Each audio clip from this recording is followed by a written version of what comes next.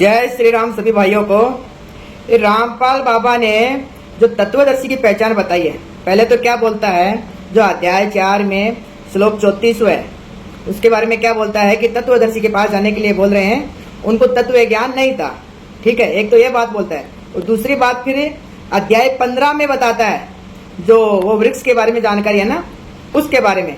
जब अध्याय 4 में चल रही है तत्वदर्शी की बात, तो 15वां अध्याय में बताएंगे क्या भगवान? जब 4 में चल रही है तो 5वें अध्याय में बताएंगे ना। ठीक है, तो तत्वदर्शी की पहचान 5वें अध्याय में है।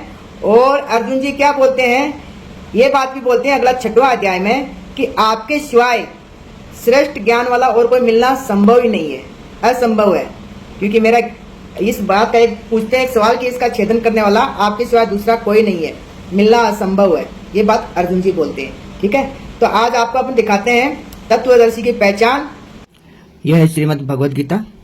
ठीक है, गीता प्रेस गोरखपुर से और पूज्य श्री स्वामी रामसुखदास जी के द्वारा। इसका ये 4था अध्याय का 33वां श्लोक है। ठीक है, तो यहाँ पे देखिए क्या बता रहे भगवान। हे परंतप अर्जुन, धर्म ये यज्ञ से ज्ञान यज्ञ श्रेष्ठ, संपूर्ण कर्म और पदार्थ ज्ञान तत्व ज्ञान में समाप्त लीन हो जाते हैं। ठीक है, तत्व ज्ञान यज्ञ की बात हो रही है यहाँ पे। और बाबा रामपाल क्या किया है, गहरी नजर गीता में बता रहे हैं कि ज्ञान यज्ञ से तो मोक्ष नहीं मिलता। ठीक है, यह ज्ञान यज्ञ की बात हो रही है, ज्ञान यज्ञ सबसे श्रेष्ठ बताया है। ठीक है, देखिए अब आगे देखिए अगले श्लोक में क्या बता रहे हैं। उस तत्व ज्ञान को तत्वदर्शी ज्ञानी महापुरुषों के पास जाकर समझ, उनको साष्टांग दंडवत प्रणाम करने से, उनकी सेवा करने से और सरलता पूर्वक प्रश्न करने से वे तत्वदर्शी अनुभव ज्ञानी शास्त्रज्ञ महापुरुष तुझे उस तत्व ज्ञान का उपदेश देंगे। ठीक है, तो देखिए जो अर्जुन जी थे वो गृहस्थी में थे। ठीक है, और तत्वदर्शी होता है वो सन्यासी होता है। ठीक है, तो यहाँ बोल रहे हैं ना कि उसके पास जा, मतलब वो सन्यासी है, आगे अगले अध्याय में बताते भी है। ठीक है, और सरलता पूर्वक प्रश्न करने से, पहले तो इन लोगों को यह भी नहीं पता कि प्रश्न क्या करना चाहिए। ठीक है, हाँ अब आगे देखिए। जिस तत्व ज्ञान का अनुभव करने के बाद तो फिर इस प्रकार मोह को नहीं प्राप्त होगा। और हे अर्जुन, जिस तत्व ज्ञान से तू संपूर्ण प्राणियों को निशेष भाव से पहले अपने में और उसके बाद मुझ सच्चिदानंद घन परमात्मा में देखेगा, देख लीजिए।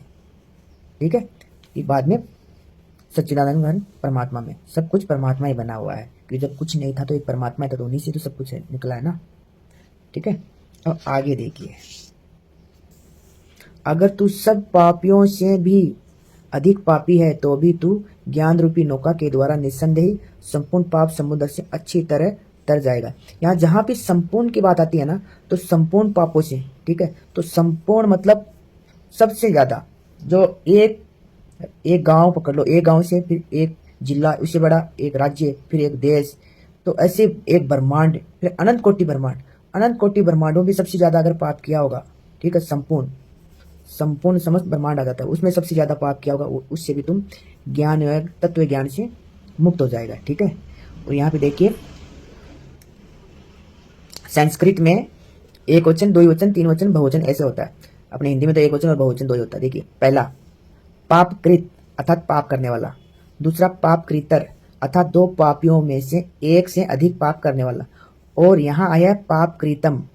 ठीक है, देख लीजिए पापकृतम है, हाँ, तो इसका अर्थात संपूर्ण पापियों में से सबसे अधिक पाप करने वाला। देख लीजिए, यहाँ पद का प्रयोग करके भगवान कहते हैं कि अगर तू संपूर्ण पापियों में भी अत्यंत पाप करने वाला है तो भी तत्व ज्ञान से तू संपूर्ण पापों से तर सकता है। ठीक है, अब आगे देखिए। इस मनुष्य लोक में ज्ञान के सम्मान पवित्र करने वाला निस्संदेह दूसरा कोई साधन नहीं है। बिल्कुल सत्य, ज्ञान से सच तो कुछ भी नहीं है। जिसका योग भली भांति सिद्ध हो गया है वह कर्म योगी उस तत्व ज्ञान को अवश्य ही स्वयं अपने आप में पा लेता है। ठीक है, यहाँ कर्म योग की बात हो रही है कि कर्म योग द्वारा तुम स्वयं प्राप्त कर सकते हो, कहीं सन्यासी के पास जाने की जरूरत नहीं, तत्वदर्शी के पास। ठीक है, अब अपन चलते हैं 5वां अध्याय में। अर्जुन बोले, हे कृष्ण, आप कर्मों का स्वरूप से त्याग करने की और फिर कर्मयोग की प्रशंसा करते हैं, अतः इन दोनों साधनों में जो एक निश्चित रूप से कल्याणकारक हो उसको मेरे लिए कहिए। अभी यहाँ पे भगवान ने कर्मयोग को श्रेष्ठ बताया कि वही तत्व ज्ञान तुम कर्मयोग द्वारा प्राप्त कर सकते हो। तो अर्जुन जी बोल रहे हैं कि मेरे लिए जो कौन सा श्रेष्ठ वही बताइए। अब श्री भगवान बोले संन्यास सांख्य योग, देख लीजिए संन्यास की बात आ गई ना, तत्वदर्शी होता है सन्यासी, उसको सांख्य योगी भी बोलते हैं, और कर्मयोग दोनों ही कल्याण करने वाला है। अब कर्मयोग में तुमको तत्व ज्ञान प्राप्त हो जाएगा वो, और सन्यासी दोनों ही कल्याण करने वाला है, परंतु इन दोनों में भी कर्म संन्यास सांख्य योग से कर्मयोग श्रेष्ठ। देख लीजिए कर्मयोग को श्रेष्ठ बताया है। संन्यास योग तत्वदर्शी वो होते हैं सन्यासी, ठीक है, रामपाल जी कोई सन्यासी नहीं थे, ठीक है। कर्मयोग श्रेष्ठ बताया है क्योंकि कर्तव्य कर्म करते हुए भी भगवान का चिंतन करना, भगवान का नाम जप करना, ठीक है। अब आगे देखिए,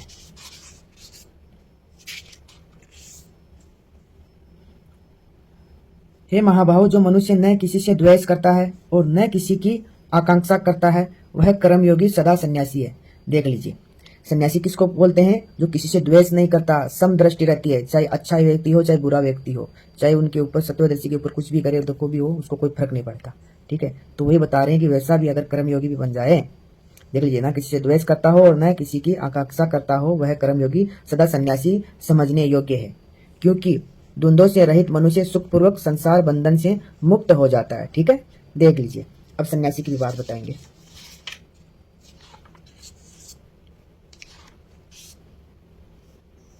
बेसमझ लोग सांख्य योग और कर्मयोग को अलग अलग फल वाले कहते हैं। देख लीजिए बेसमझ कि कर्मयोग और संन्यास योग, सांख्य योग जो तत्वदर्शी और कर्मयोगी, ये समझ लीजिए उनको अलग अलग फल वाले कहते हैं, न कि पंडित जन, क्योंकि इन दोनों में से एक साधन में भी अच्छी तरह से स्थित मनुष्य दोनों के फलरूप परमात्मा को प्राप्त कर लेता है। दोनों का फल एक ही है, परमात्मा को प्राप्त होते हैं, ठीक है, कर्मयोगी और तत्वदर्शी सांख्य योगी सन्यासी, ठीक है।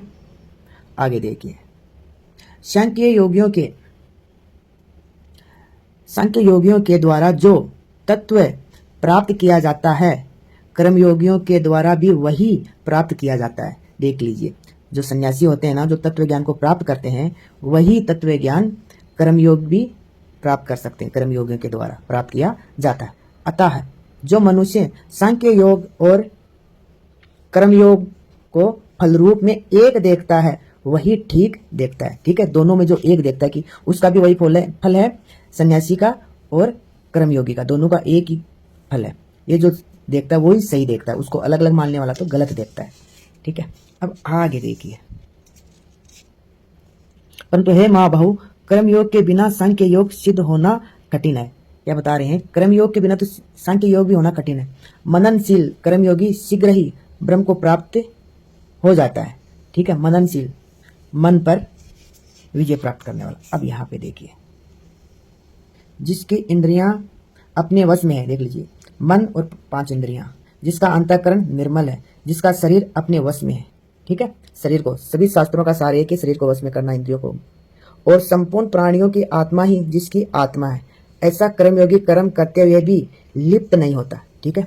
कर्मयोगी उसको बोलते हैं जो सबके हित के लिए कर्म करता हो, ठीक है। खुद के लिए ही करता है, खुद के सुख के लिए तो वो तो भोगी हो जाता है। चलिए आगे देखिए, ये अभी तत्व जो दर्शी है ना उसकी पहचान यहाँ पे बता रहे हैं। ये 8 और 9 श्लोक है 5वां अध्याय का।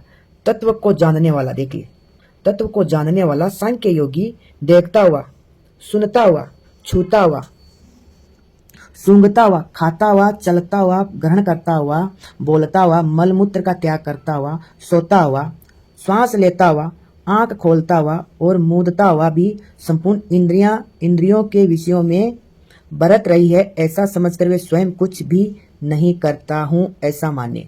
देख लीजिए जो भी हो रहा है ना वो प्रकृति के द्वारा हो रहा है। प्रकृति जो अपना शरीर है, यही प्रकृति, इसके द्वारा जो इंद्रियां हैं उनके हिसाब से सब कुछ हो रहा है। ये सांख्य योगी की पहचान, तत्वदर्शी की ये पहचान। वो एक तो सन्यासी होता है, देखो तत्व को जानने वाला, उसकी समदृष्टि रहती है, वो कुछ भी करता हुआ वो ये महसूस करता है कि मैं कुछ नहीं कर रहा, मैं साक्षी हूँ, ठीक है। जो ये है तत्वदर्शी की पहचान, ठीक है।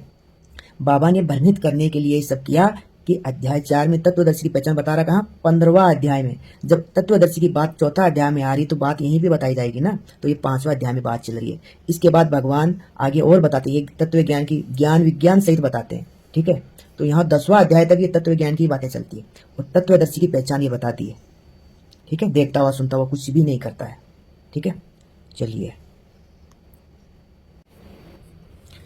ये 6वां अध्याय है। ठीक है, और इसका श्लोक नंबर 37 है। यहाँ पे अर्जुन जी बोले, ठीक है, हे कृष्ण, जिसकी साधना में श्रद्धा है पर जिसका प्रयत्न शिथिल है, वह अंत समय में अगर योग से विचलित मना हो जाए तो वह योग सिद्धि को प्राप्त न करके किस गति को चला जाता है। यहाँ पे क्या बात हो रही है कि अगर मान लो चाहे कर्म योगी हो चाहे सन्यासी योगी हो, ठीक है, दोनों में से ही अगर मान लो साधना कर रहे चल रहे हैं, अंत समय में अगर वो विषयों में फंस जाता छोड़ देता है तो उसकी क्या गति होती है, वही पूछ रहे हैं अर्जुन जी।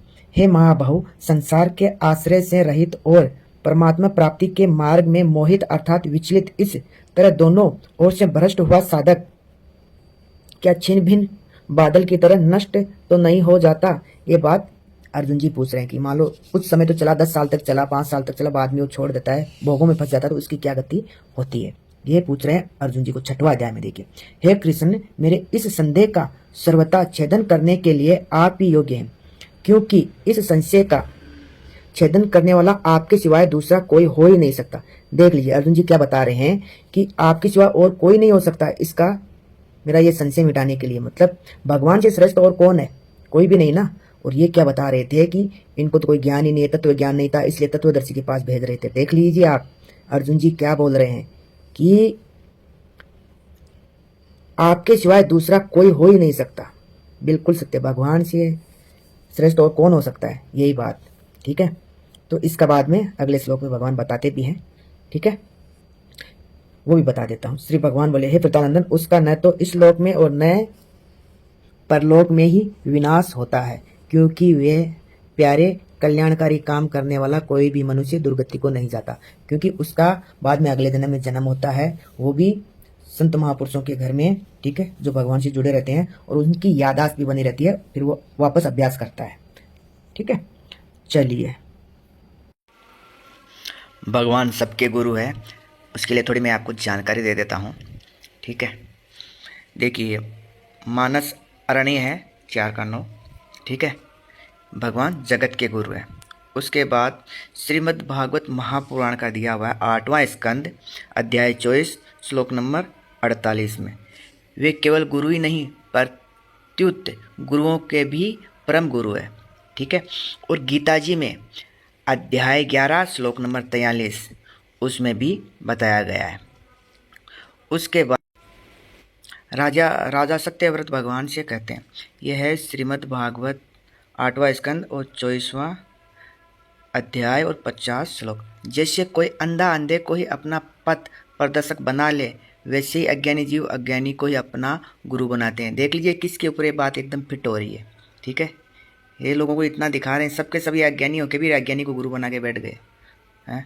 जो खुद मुक्त नहीं है वो दूसरों को क्या मुक्त कर देंगे, ये समझ में नहीं आ रहा है। आगे देखिए, आप सूर्य के समान स्वयं प्रकाश और समस्त इंद्रियों के प्रेरक हैं। हम आत्म तत्व के जिज्ञासु आपको ही गुरु के रूप में वर्ण करते हैं।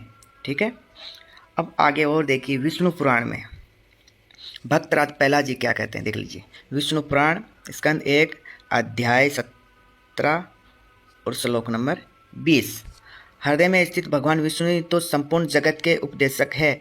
हे तात, उन परमात्मा को छोड़कर और कौन किसको कुछ सिखा सकता है, नहीं सिखा सकता। ठीक है, और आगे देखिए, श्रीमद् देवी भागवत महापुराण है, इसका 4वां स्कंद है अध्याय 25 और श्लोक नंबर 59 है। व्यास जी बोले, असदाय कार्यों को भी सहज भाव से कर सकने में समर्थ। देख ले, कैसा भी कठिन से कठिन कार्य हो उसको भी करने में समर्थ कौन, भगवान श्री कृष्ण के इस प्रकार स्तुति करने पर भगवती उन जगत गुरु वासुदेव के सामने प्रत्यक्ष प्रकट होकर बोली। देख लीजिए, यहाँ पर भी देवी भागवत महापुराण में भी जगत गुरु वासुदेव। ठीक है, ये इतनी जानकारी मैं आपको दे दी। चलिए, आपने देखा रामपाल बाबा ने कैसे लोगों को गुमराह किया है। अध्याय 4 से डायरेक्ट अध्याय 15 में पहुंच गया और लोगों को भ्रमित किया है। और जिस वृक्ष के बारे में, संसार रूपी वृक्ष के बारे में उन्होंने जानकारी दी है, वो भी पूरी की पूरी गलत है। ठीक है, वो कौन से शास्त्र में दिया है, महाभारत में दिया हुआ है उस वृक्ष के बारे में, उसकी फोटो भी है, सब कुछ है। और बोलते हैं कि किसी ने आज तक उसके बारे में बताया नहीं। इसके ऊपर भी मैं वीडियो बनाऊंगा, ठीक है। आपने बताया है ना, वो वीडियो भी डालूंगा, ठीक है। तो इस वीडियो को ज़्यादा से ज़्यादा आप शेयर कर दीजिए, ठीक है। अगला भाग लेके आऊँगा, जो बताते हैं ना सर अक्षर परब्रह्म और ओम तत् सत्य, इसके ऊपर अगला भाग लेके आ रहा हूँ, उसमें पूरा खुलासा कर देंगे। चलिए, जय श्री राम।